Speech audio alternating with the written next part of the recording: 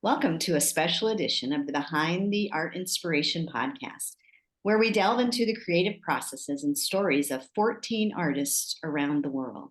In these episodes, we go behind the scenes with artists who are part of the International Online Art Collective, learning about their inspiration, challenges, and techniques while collaborating on our chain reaction project, beginning with one single piece. Each piece of art informs the next, provoking a chain reaction of other works until we have created a total of 100 works, assembled into one big multimedia installation. In this episode, we have the pleasure of interviewing Greta Olivas. Did I say that right? Olivas. Olivas. Close. I should have asked beforehand. Who hails from Austin, Texas. Through our conversation with Greta, we'll gain insights into her creative process and the inspirations that drive her work. I'm your host, Caroline Cart, and I'm excited to bring you this episode from my DC studio. So sit back, relax, and join us as we go behind the art and discover the fascinating world of guided energy art. How are you doing, Greta? I am good. Thank you.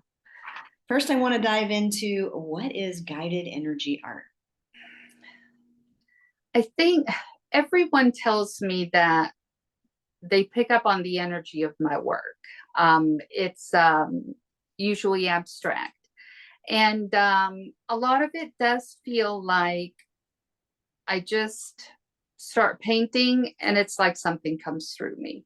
So to me, I'm guided to create what is happening on the canvas. And that's really what it feels like. Sometimes I have, like on this project, I have something I start off with, but then the process itself kind of takes a life of its own and it just kind of comes through me. Mm-hmm. So what I'm fascinated by is so we're on round 7 now, and you are yes. the leader of round 7, where I was at the end of round 6. And it was last week that I actually figured out, I'm embarrassed to say this, that it's the art that keeps going. It's just the round of people and how they're situated, how it changes. So tell me about, what does it feel like to be the beginning of a chain? Like, how does it feel different than if you're in the middle? No, because I think I'm just going by by the previous piece. Since I got yours, I was like, well, it's exciting that it's the last round. So it's like, okay, this is it. This is the last one I'm going to create.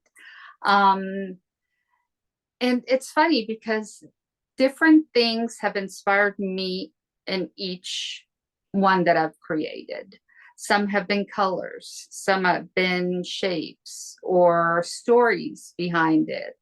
Some of the last one was the previous person's story, which involved the one before them. So it was really, I noticed the chain in that. The theme on that one was everybody had COVID and we were angry that we finally got it. So it was very interesting how I was guided in doing these. I'm going to take you back to round, I believe it was 3, and you have a quote in there which says, where a dragonfly would spend time over a lake. That came from Morrison's story, what he wrote. And so some of it came from the imagery that he gave me and the colors that he uses. But then I also picked up on the story that he said. And now I can't even remember the details, but I'm almost positive that that's what he kind of put in his story. So that's what I imagined. And so when I watched your process, because what we're doing during this project is we have as you know, I'm telling everybody out there, Yeah. a Google document that shows the process, like process pictures, process videos, um, narrative, finished work. It's all there. It is a timeline, like a true Yeah. timeline. And so I was just in the document and I was looking at the time in this round 3 where you used the crackle paste. And then your technique, and you can tell us more about it, but when you put the ink into the cracks of the crackle paste, what I saw, and I'm sure you know this, were the wings of a dragonfly. I don't even know if I saw it, but now I'm going to have to look, and I know I'll see it and I won't be able to unsee it. Right. And I don't mean the physical outline Yeah. of, I'm talking about if you were to zoom in and look at the wing of a dragonfly, it's got all those same markings in there. Yeah. That's true. That's true. Yeah. Yeah. Um, and it's interesting because um, I do several different series on my own.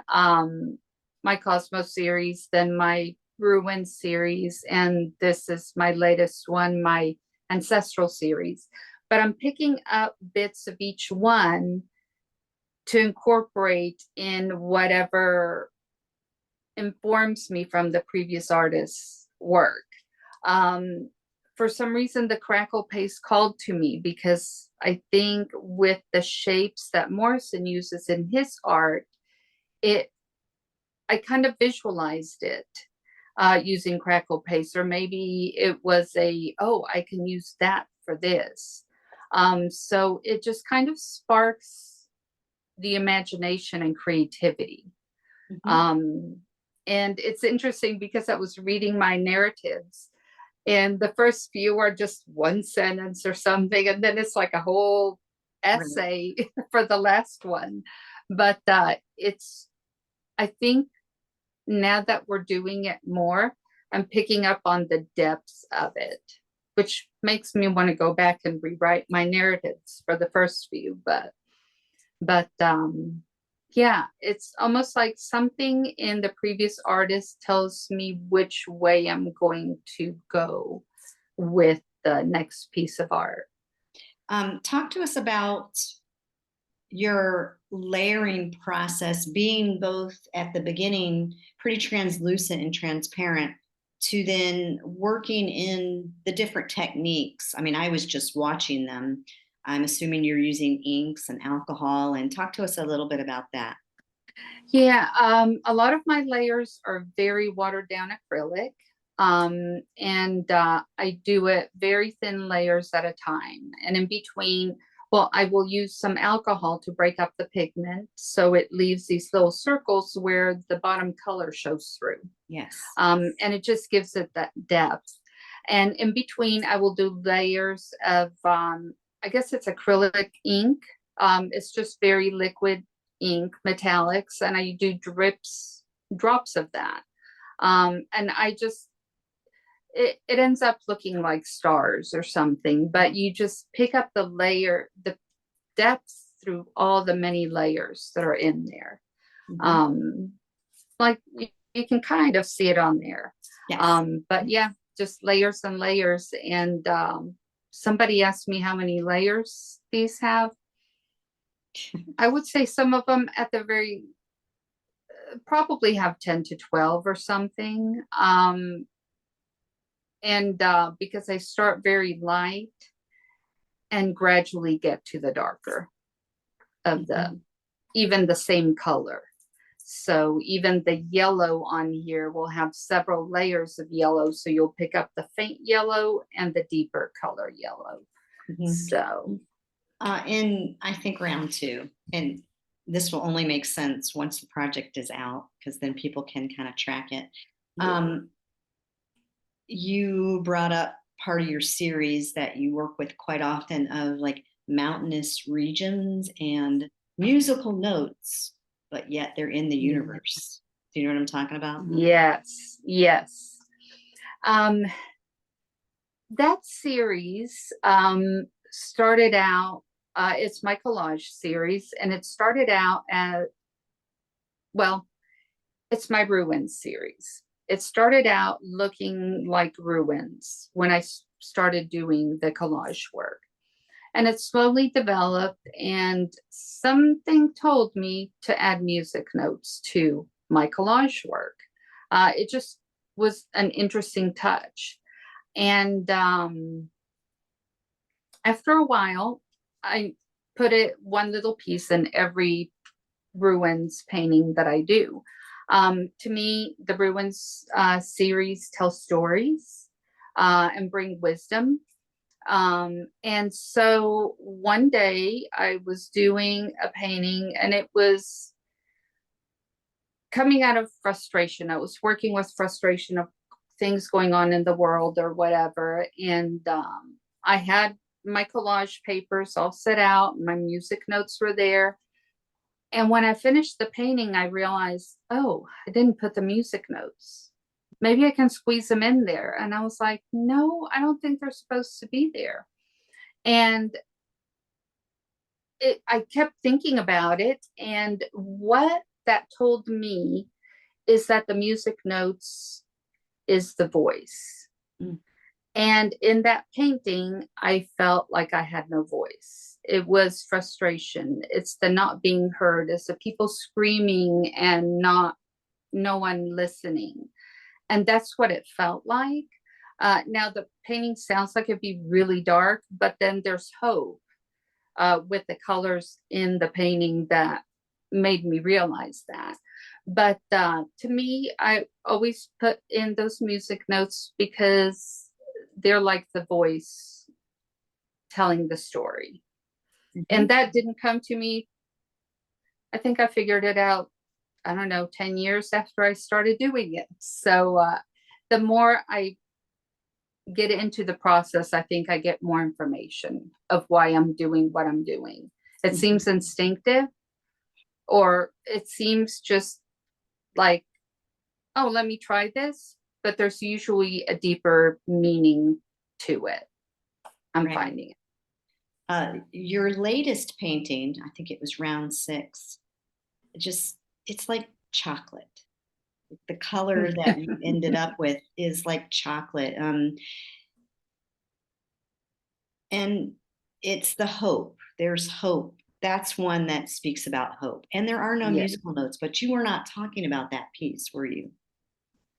No, no. The one that I was talking about was not that one.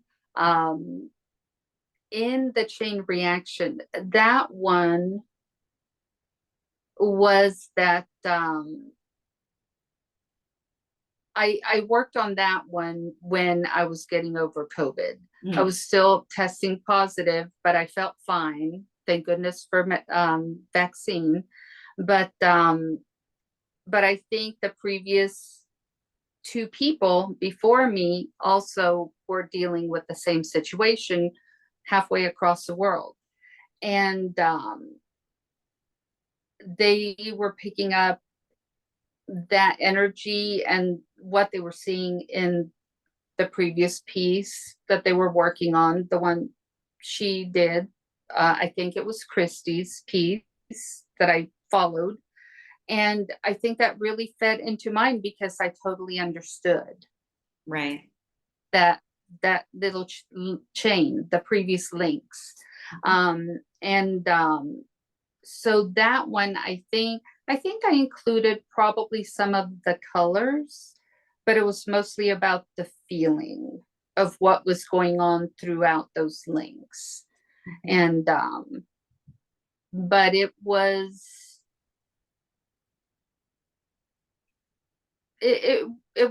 like it was like hope. It was like hope. I could see,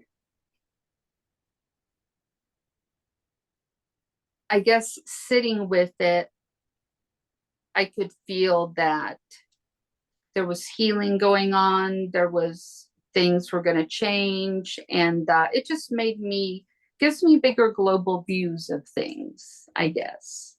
Right. So, yeah. Also looking at all the processes, I became quite fascinated with your the round right before that, where you were kind of doing printing with Yes. organic materials, and I was wondering how you were doing that on paper, but then somehow it ended up on canvas. So tell us about how, first of all, that technique, and then how it came to be on the canvas that we're all using. Um, I have changed the way I was doing my Ruin series way back was I was using National Geographic magazines treated with citrusol, which changes the ink and stuff. But I've decided I started doing some printmaking with a jelly plate, and I really love it. It's so much fun, and I can use the colors I want. I can customize. I use stamps and stencils and everything. And I really wanted to use that to portray the energy and things that I picked up from, I believe it was Susan's piece right before me. And so that to me was pretty easy. It was obvious. I was like, well, I know what I'm going to do, how I'll put those organic looking things into the painting. So I did collage work, which I usually do. At first, I wasn't sure how I was going to do it. But I like kind of having a timeline because we only have a week to complete these. We can't prep ahead of time necessarily because we don't know the previous person's painting. And so it's from start to finish. It's trusting the instinct or trusting what we're going to do next. And it's just really organic process of just, oh, I think I'll do this because you only have so much time. And that one was really fun. I really enjoyed the way it turned out. And I picked up on a lot of things on the previous piece that were kind of incorporated in that. So, but then when you look at them, they're totally different. So it's fascinating to see what inspires us from the previous one. And so, Not necessarily colors. right. So you did it on paper, and how did you adhere the paper to the canvas? I use gel medium, Okay. just acrylic medium, clear, and I basically glued them down on the canvas. So yeah, and just seal it up really well. Mhm. And yeah, I like the way it turned out. Yeah. Well, Greta, tell us where people can find out more about you. My website is gretaolivas.com. I'm on Instagram, Facebook, YouTube. Where else am I? I'm trying to do Pinterest some more. I had a Pinterest way back, getting back into it, and it looks totally different than it used to way back in the day. So I'm getting familiar with it. And I'm on TikTok some, but not as much. Uh, but yeah, pretty much most of the social media platforms just under Greta Olivas. And I'll put that in the show notes, or I'll at least put your Insta and your website, and then they can go to your Yes. link tree to find more. And if Yes. people want to learn more about our chain reaction project, which is what we've been talking about, I'm going to also have all of our links there for that. Is there anything else you wanted to share with us? I don't think so, but I'm really just mostly I'm really excited to see the finished project, and I really, really hope I get to see it in person. Me too. And it would be fun for all of us to meet in person at a show with all these pieces. That It'd would be so exciting. I've only met in person so far one member of the International Online Art Collective. So it'll be nice to meet everyone else. So yeah, well, thank you for joining me, and thank you everybody out there for listening and watching as we share our love of connection, collaboration, and of course, art. So thank you again, Greta. Thank you. See you later.